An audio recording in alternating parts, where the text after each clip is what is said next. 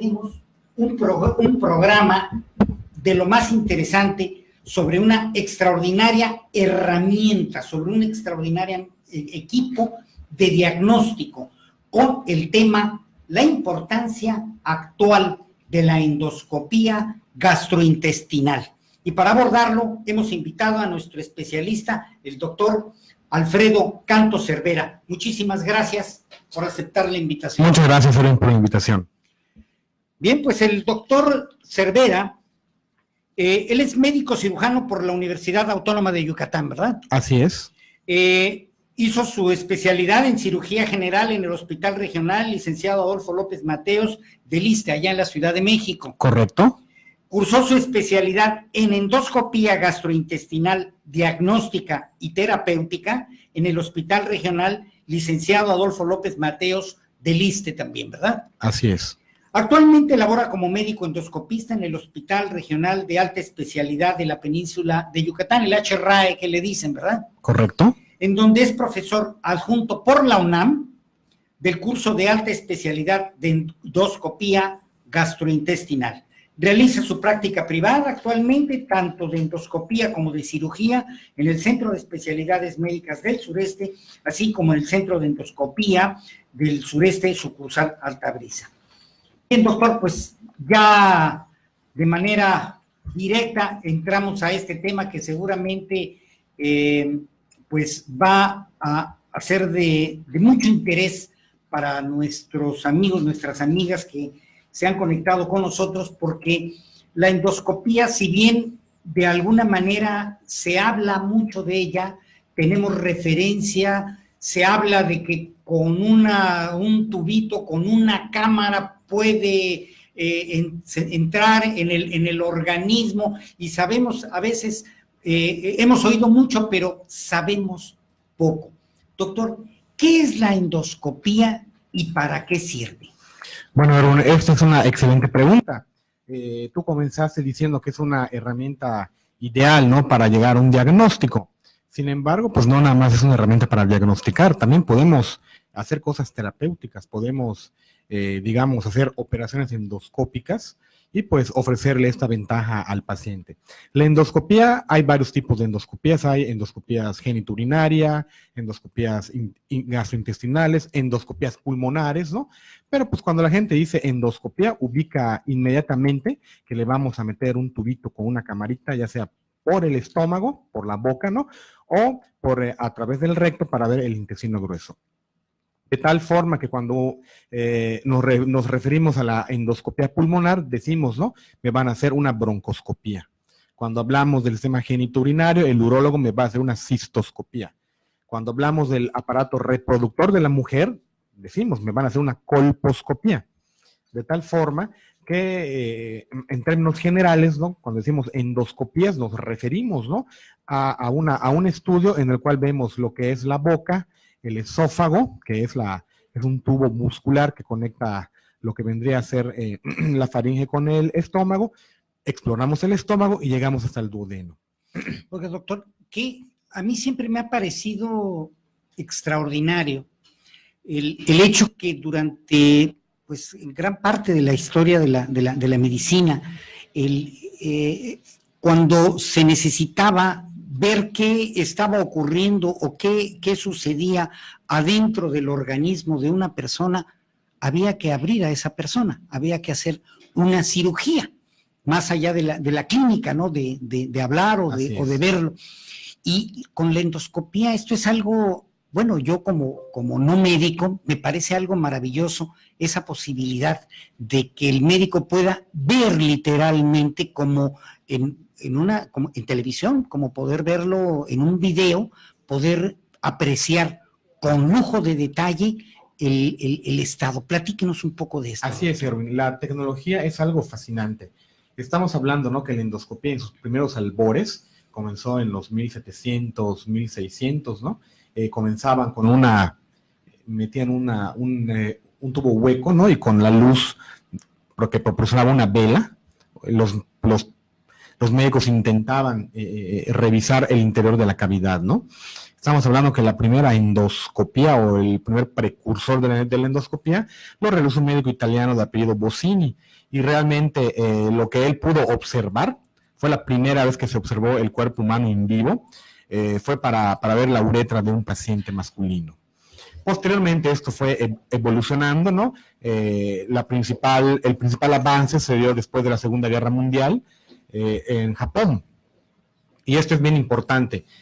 Japón hoy es un país desarrollado completamente, pero recordemos, ¿no?, que después de la Segunda Guerra Mundial quedó muy afectado, ¿no? Fue devastado. Completamente devastado, ¿no? Sin embargo, ¿no?, pues los japoneses, aunque estaban devastados económicamente y en cuanto a la infraestructura, pues ellos son un pueblo único, ¿no? Así ellos hicieron sus propios estudios y se dieron cuenta que epidemiológicamente tenían un gran problema de salud pública. Ellos veían que la primera causa de muerte de los japoneses era el cáncer gástrico. El cáncer gástrico es y ha sido el principal problema de salud pública en Asia, sobre todo en Japón, ¿no? Y los japoneses, pues bueno, como líder de toda esa zona del mundo, ¿no?, deciden comenzar a hacer investigaciones, ¿no? Las universidades locales, ¿no?, con el apoyo del gobierno, con la financiación, pudieron finalmente hacer la investigación y llegaron a la formación de los endoscopios actuales, ¿no? De tal forma, ¿no?, que la endoscopía que tenemos hoy, el principal desarrollo fue en Japón y actualmente lo sigue siendo, ¿no? Los japoneses son la punta de lanza en endoscopía gastrointestinal a nivel mundial. Y es bien importante.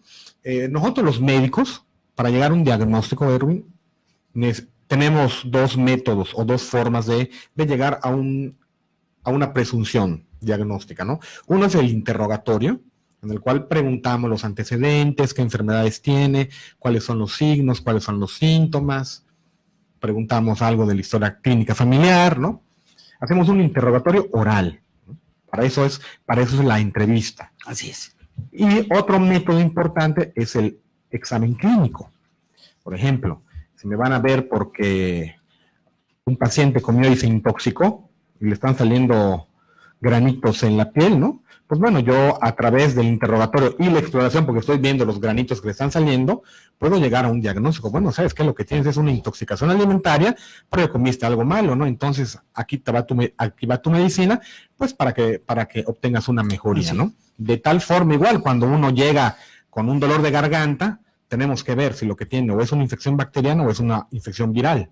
Para esto, le pedimos al médico le pedimos al paciente que por favor abra la boca, con una batelenguas bajamos la lengua, ¿no? Y con una lamparita vemos el interior de la garganta. Si vemos que tiene pus, si vemos que tiene mocos, si vemos que hay una descarga retronasal importante, pues hacemos el diagnóstico de que lo que tiene muy probablemente sea una infección de origen bacteriano, ¿no? Y tengamos que darle un antibiótico, ¿no?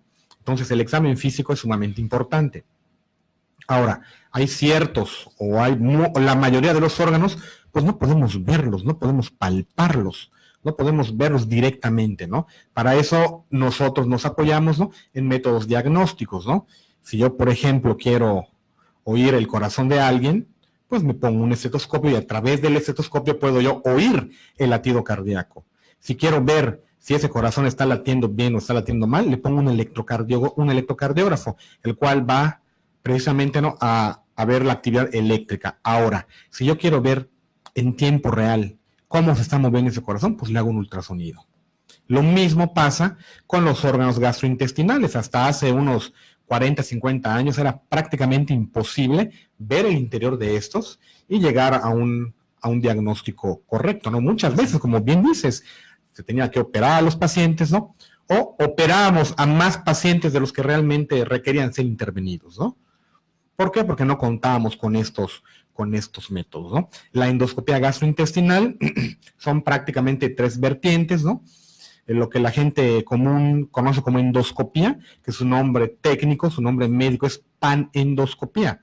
Pan significa todo, ¿no? Vamos a ver todo el tubo digestivo superior, desde la boca, pasando por la faringe. Podemos ver la laringe, las cuerdas vocales. Posteriormente nos vamos hacia el esófago y llegamos hacia el estómago.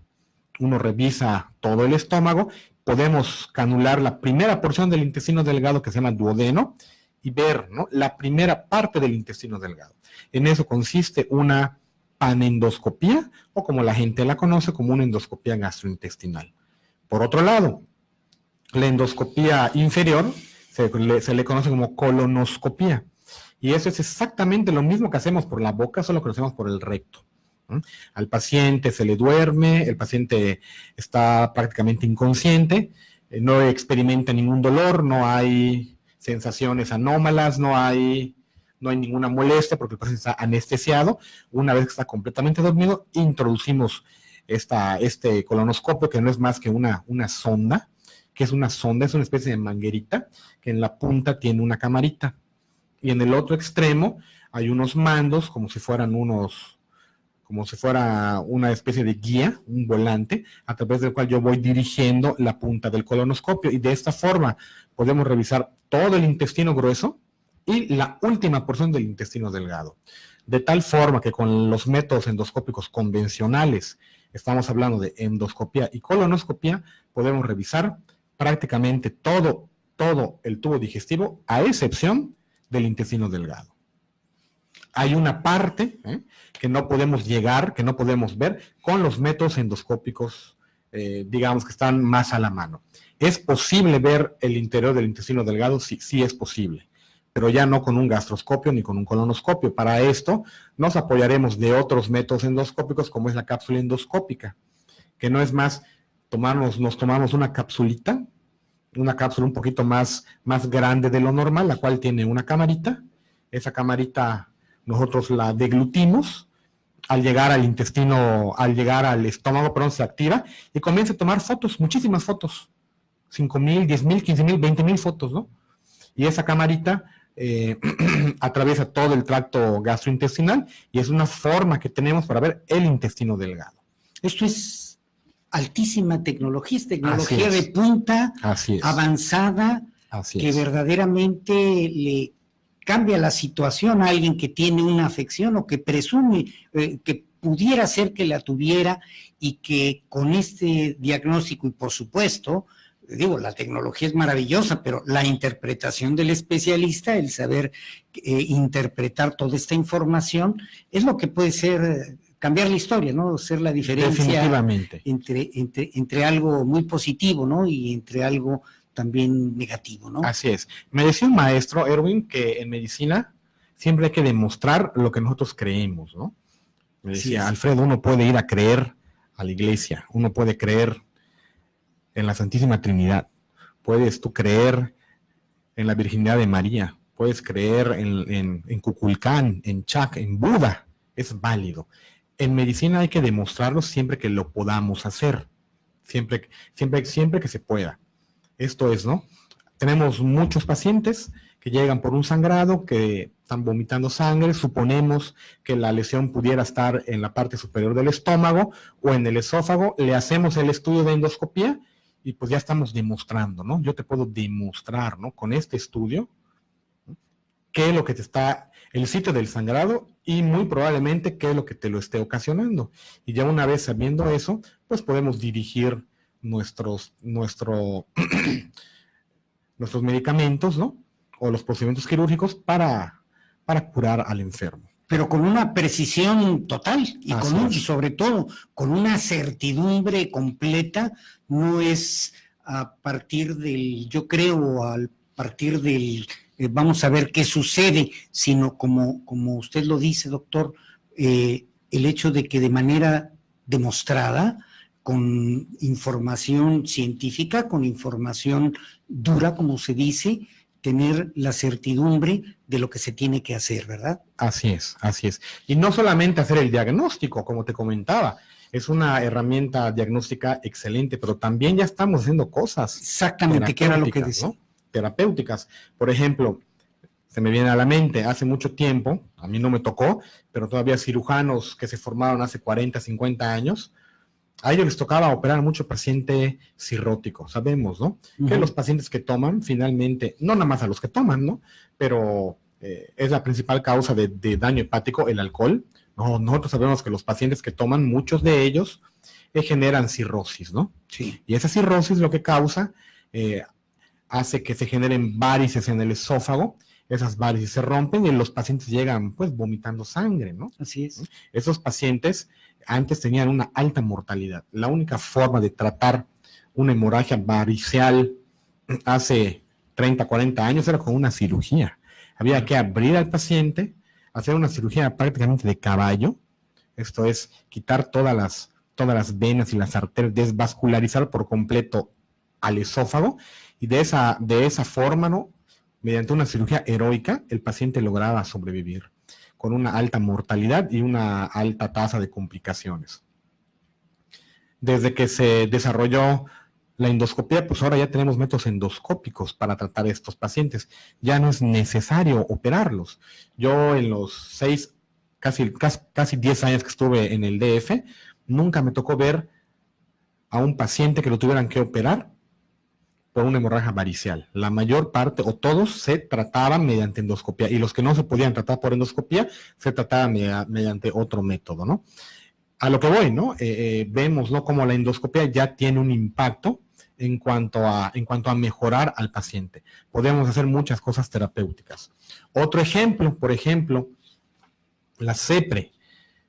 Antes, cuando teníamos piedritas en la vesícula, muchas veces una de esas piedritas de la vesícula sale de la vesícula y tapa el hígado, obstruye el hígado.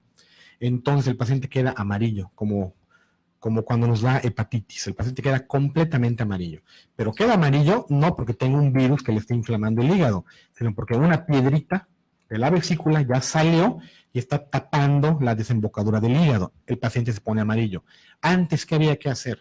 Antes había que meter a ese paciente, operarlo, quitarle la vesícula, abrir el hígado, instrumentar el hígado y sacar la piedra. Hoy por hoy, mediante la endoscopia, hay un procedimiento que se llama CEPRE. CEPRE es el acrónimo de un nombre muy largo que significa colangiopancreatografía retrógrada endoscópica, que no es otra cosa más que meter un endoscopio especial, llegar al intestino delgado, en el sitio en donde el hígado se une con el intestino delgado, y a través de ese orificio canularlo, ¿no? Y podemos sacar las piedras, podemos, en caso de que sea un tumor de páncreas, en caso de que sea un tumor de vesícula, un tumor del hígado, podemos paliarlo, ¿no? Podemos resolver la obstrucción y dejar que el paciente deje de estar amarillo. Si es una piedra, con las herramientas quitamos la piedra y le resolvemos el problema. Si no es una piedra lo que le está obstruyendo el hígado y es un tumor o cualquier otra situación, podemos dejar prótesis, que son como unos tubitos, ¿no?, como un popotito que dejamos dentro del hígado, para que esta prótesis finalmente resuelva la obstrucción del paciente. Entonces estamos viendo, ¿no?, que lo que antes eran cirugías de 4 o 5 horas, pues ahora con la endoscopia, una CEPRE a mí me lleva a veces 5 minutos. ¡Qué bárbaro!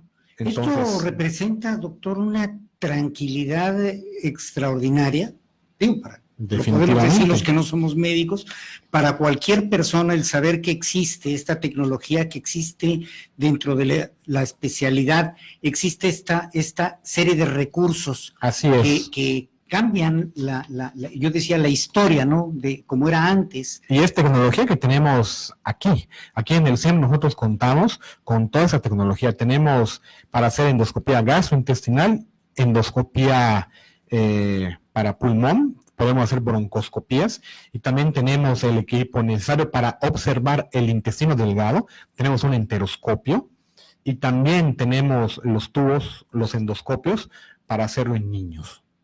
Es una tecnología que tenemos aquí en el CEM, está disponible pues para todos los yucatecos. Tecnología de punta. Definitivamente. Doctor, y a todo esto, porque bueno, es una parte que también los pacientes, las personas, es algo que también consideramos. ¿Duele? ¿Es molesto? ¿Qué tan peligroso puede ser? ¿Cuáles son los riesgos? A ver, háblenos. Claro, esa es una muy buena pregunta. De si duele o molesta, eso dependerá mucho de quién te haga la endoscopia y en dónde te la hagan. Idealmente la endoscopia es con sedación. Esto es, no es una anestesia como tal, es una sedación. Una anestesia general es un Es una anestesia en la cual el paciente crea totalmente inconsciencia y el paciente no puede respirar. Hay que conectarle un ventilador para que ese ventilador respire por él. Es una anestesia general, como cuando nos van a operar, como cuando le vamos a quitar la vesícula a alguien. La sedación, por otra parte, consiste, ¿no?, en dormir al paciente, pero que todavía el paciente pueda respirar por sí mismo, que no tenemos la necesidad de tener que intubar al paciente y tener que conectarlo a un ventilador. Eso es una sedación. Esa es la diferencia. Exactamente. Entonces, todos los procedimientos endoscópicos son bajo sedación, o deberían de ser bajo sedación. Una vez que el paciente está dormido, pues no siente ninguna molestia, porque está completamente desconectado. Entonces, eso me permite a mí trabajar con toda la facilidad del mundo, ¿no?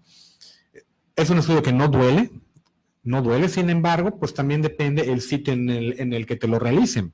Desgraciadamente, a veces en las instituciones de salud pública, con tal de hacer más estudios, con tal de sacarle más provecho a la jornada laboral del médico, ¿no?, pues obligan al médico a hacer más estudios, ¿no?, de los que puede. Entonces, es muy común que en lugares públicos, en Seguro Social, llámese ISSSTE, llámese Salubridad, los pacientes se les hagan la endoscopia despiertos. Únicamente se les pone anestesia local y a la Viva México, ¿no? Y te tragas esto porque te tragas esto, ¿no? A mí en lo personal siempre he tratado, ¿no?, de hacer los procedimientos endoscópicos, tanto en el medio privado como en las instituciones en las que laboro, siempre bajo sedación. Yo me siento más seguro, es lo mejor para el paciente y pues yo trabajo mucho más cómodo. Entonces, respondiendo a tu pregunta, es un estudio que no debe doler. ¿Qué riesgos hay? Realmente se le puede hacer una endoscopía superior a cualquier persona, a no ser que tenga alguna insuficiencia respiratoria importante, alguna afección cardiovascular importante, ¿no?, que requiera, que contraindique el procedimiento. Se le puede hacer prácticamente a cualquier persona, a cualquier edad. Hay quien hace endoscopías incluso a niños de 3, 4 meses, ¿no? Tenemos los tubos especiales. Esa era la siguiente pregunta y de alguna manera ya la está respondiendo. Los límites de edad, a cualquier edad se puede hacer. A cualquier edad.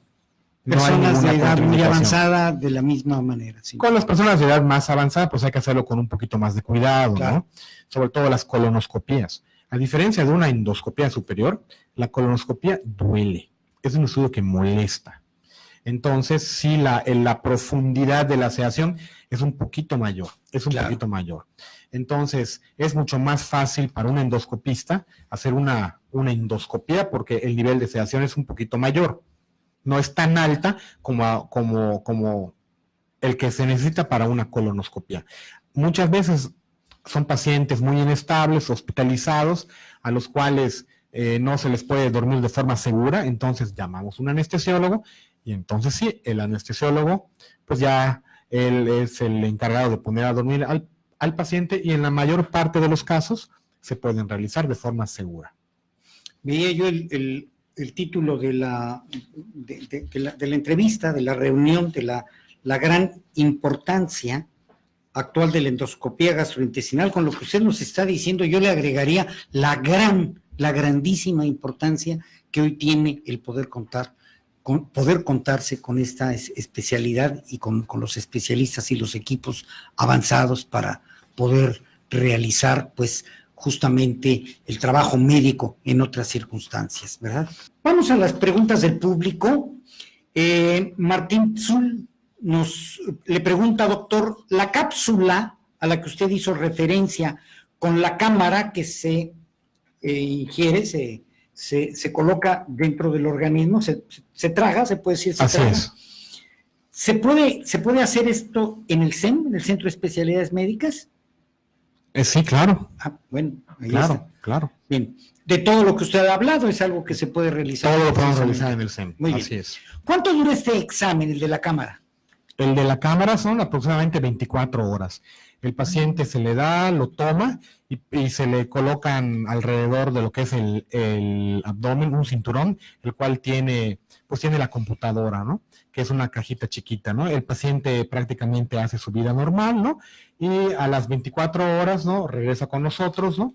Y ya le quitamos el aparato para grabar, ¿no? Que es lo que tiene alrededor del abdomen, y el paciente en las siguientes 12 o 24 horas expulsará la camarita cuando vaya al baño, ¿no? Muy bien. Entonces, eso es lo que dura aproximadamente. Muy bien. Pregunta la señorita Sonia, no nos da su apellido, ¿cómo me preparo para una colonoscopía y endoscopía altas? Bueno, esa es una excelente pregunta. Mira, Erwin, para la endoscopía superior, o panendoscopía, o una endoscopía alta, lo único que necesitamos son 8 horas de ayuno. No requerimos absolutamente nada más, ¿no? Para casos muy especiales en pacientes diabéticos que tienen un retardo en el vaciamiento gástrico, se recomendaría hasta unas 12 horas. Pero la mayor parte de los pacientes con unas 8 horas de ayuno es más que suficiente. Por otra parte, para la colonoscopía, aquí sí es necesario recibir un tratamiento especial. El día previo al estudio, si ustedes tienen programada la cita un miércoles, entonces el martes tiene uno que prepararse su intestino. ¿Cuál es la forma de hacerlo? Pues bueno, hay varios medicamentos, ¿no? Yo, como les digo a los pacientes, el día previo al estudio, desayunan normalmente, ya a partir de las 12 del día previo, uno comienza con la preparación. Esta preparación, ¿en qué consiste? Consiste en tomar ciertos medicamentos que son laxantes, una especie de purga, ¿no? Estos medicamentos van a limpiar por completo el intestino grueso, por completo, y van a permitir que el endoscopista al día siguiente le haga el estudio. Es bien importante llegar con el colon limpio. De lo contrario, pues el estudio pues no va a servir o no va a ser 100% efectivo. ¿Por qué? Porque pues vamos a ver materia fecal, vamos a ver popó. Entonces, hay varias presentaciones en el mercado. Los más comunes es el Nulitelli, por decir una marca, que consiste en una caja con unos polvitos, ¿no? Hay que diluir cada polvito en un litro de agua, y finalmente el paciente tiene que tomar estos 4 litros de la preparación el día previo al estudio. Hay otras formas de hacerlo. Otro fármaco muy socorrido se llama Picoprep, el cual en vez de tener que tomar 4 litros, uno solamente tiene que tomar 3 litros. Pero sí es muy importante la preparación colónica. Muy bien. Y que bueno, pues nunca se va a comparar cualquier incomodidad que se pudiera tener en relación con lo que antes tenía que ser una cirugía, ¿no? Claro, realmente no es ninguna incomodidad. Esto no, antes había que dar lavados y hay muchos mitos urbanos en eso de la colonoscopía, ¿no? Mito urbano número 1 es que duele. No duele. El paciente está completamente dormido, ¿no? Y el mito urbano número 2 son los enemas, ¿no? Yo creo que a nadie le gustaría ver una enfermera con una lata de un enema de 2 litros de agua jabonosa. No, esto ya desapareció, ya quedó en el pasado. Con los medicamentos que hay actualmente, uno lo toma y pues en sí va a ir al baño unas 4 o 5 veces, pero pues ya es una preparación muy, muy cómoda. Muy bien. Sara Alejos pregunta, este tipo de estudios, ¿qué incapacidad o limitaciones pueden dejar? ¿Tiene que haber algún cuidado posterior? Ninguno. Yo siempre les digo a los pacientes, ¿no? El día que se le va a realizar el estudio, ir acompañado de alguien, sobre todo si van manejando, ¿no? ¿Por qué? Porque, pues bueno, siempre, aunque el estudio es rápido, una endoscopia puede durar 5, 10 minutos, una colonoscopia puede durar hasta 15. El paciente, estamos terminando el estudio y el paciente está abriendo los ojos. Sin embargo, siempre quedan efectos residuales de la anestesia, ¿no? De tal forma que la recomendación es decirle, si van a hacerle un estudio endoscópico, siempre ir acompañado de alguien. Siempre, porque, pues bueno, el paciente, para comenzar, es un estudio invasivo, ¿no?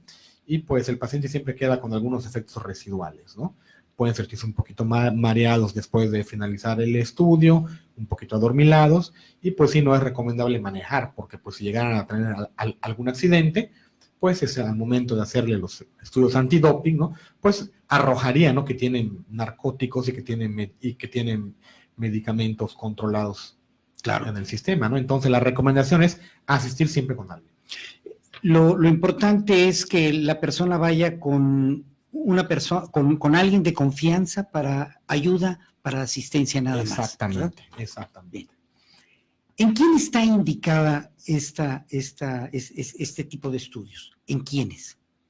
¿Quiénes son los candidatos? ¿Quiénes son las personas a quienes se les practica? Bueno, vamos a hablar de la colonoscopía, ¿no? Sí. La colonoscopía debería estar indicado aquí en México a todo paciente mayor de 50 años, ¿no? Toda persona de entre 50 y 76 años de edad se le debe de realizar una endoscopía. Así como a las mujeres les realizamos el Papá Nicolau y la mamografía para detección de cáncer de mama y cáncer cervicouterino, a los hombres nos toca también nuestra revisión prostática a partir de los 50 años, ¿no? Sí. Si México fuera un país desarrollado, debería también estar indicado la colonoscopía. ¿Por qué? Porque el cáncer de colon es el segundo cáncer gastrointestinal, seguido únicamente del cáncer gástrico. Y es un cáncer que se puede curar. Es un cáncer que si nosotros detectamos a tiempo, lo podemos curar. Son esos cánceres que no aparecen de la noche a la mañana. Para que un cáncer se manifieste clínicamente, tiene que pasar por lo menos de 5 a 10 años. Entonces, la mayor parte de los cánceres de colon aparecen entre los 50 y los 76 años. Es por eso, ¿no?, que todo paciente, hombre o mujer, debería realizarse una colonoscopia a los 50 años. En mi caso, yo estoy a punto de cumplir 39 años. Yo me lo voy a hacer el año siguiente, a los 40. ¿Por qué a los 40? Porque yo no soy un paciente normal. Digo, porque tengo dos hermanos, dos tíos míos, dos hermanos de mi mamá, pues tienen cáncer de colon. Yo soy un paciente que tiene un mayor riesgo. Yo no me voy a esperar a los 50 años para hacer una colonoscopia, me la voy a hacer antes, ¿no? De igual forma, hay pacientes, si el paciente es fumador, si el paciente es obeso, si el paciente es diabético, si la persona tiene antecedentes familiares, de familiares cercanos de cáncer de colon, o si tienen ciertas enfermedades como enfermedad de Crohn, colitis ulcerosa, o cualquier patología que aumente significativamente el riesgo, pues no nos vamos a esperar a los 50 años.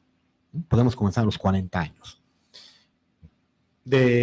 Con respecto a la endoscopia superior, pues también, ya te comentaba, ¿no?, que en Japón a todos los hombres, a todas las mujeres les hacen endoscopias desde los 30 o 35 años. Aquí en México, pues no podemos, no tenemos los recursos.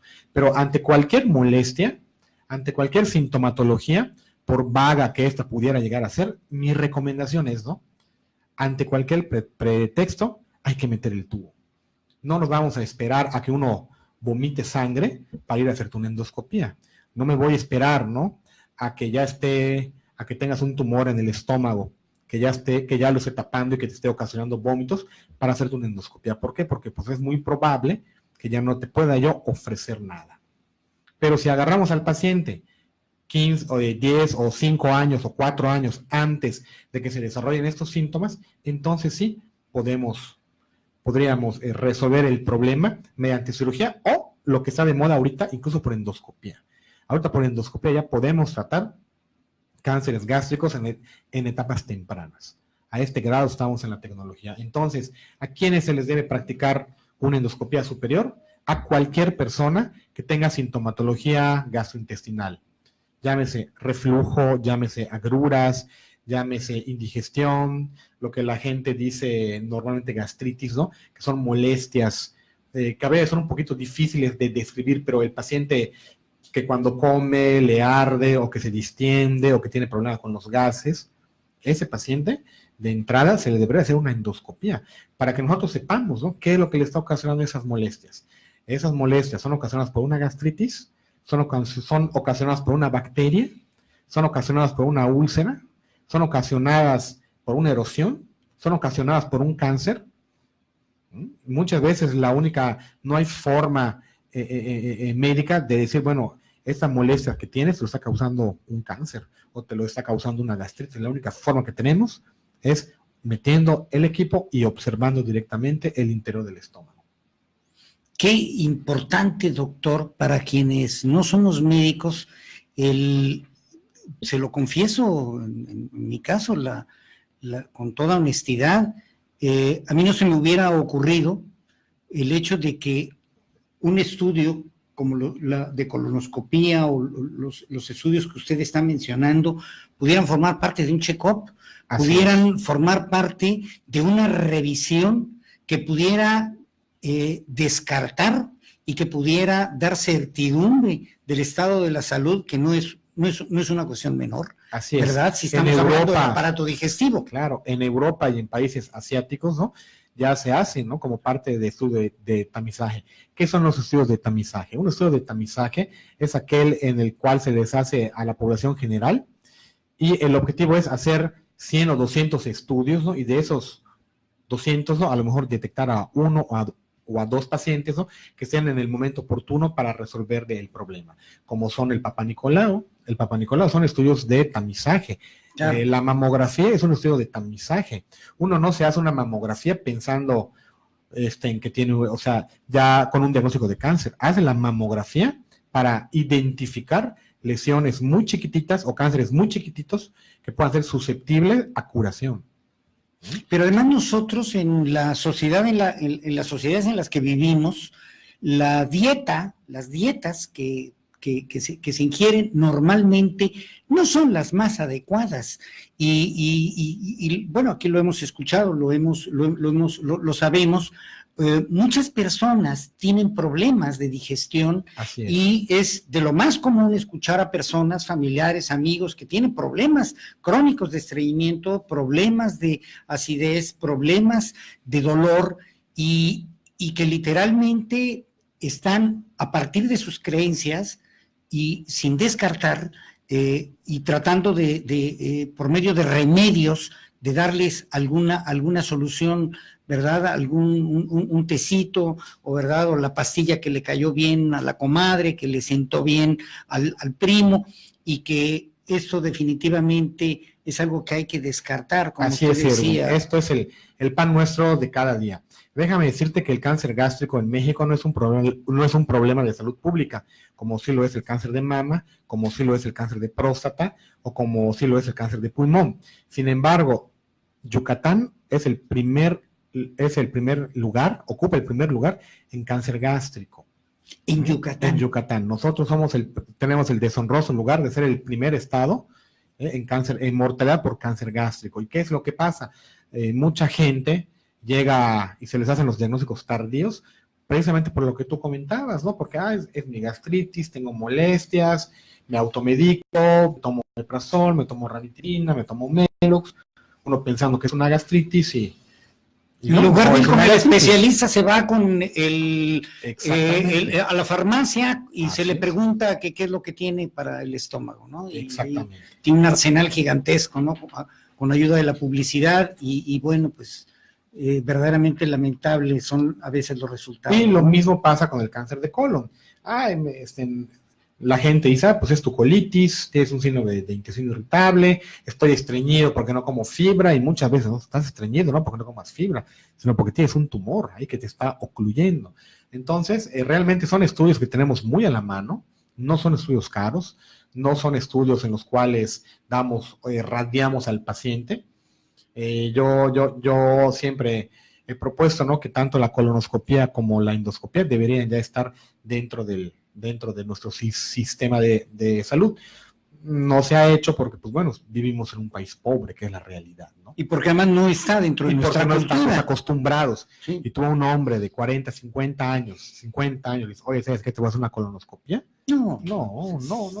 Se no presta al miedo, a la risa, a los tabúes. Sí, definitivamente. No es fácil, ¿no? Nada más cuando ya hay un sangrado o cuando de plano el paciente está ocluido y dice, bueno, pues está bien. Corriendo, ¿no? Pues hay que le metan el tubo, ¿no? Pero no debería ser así. No debería ser así. Claro.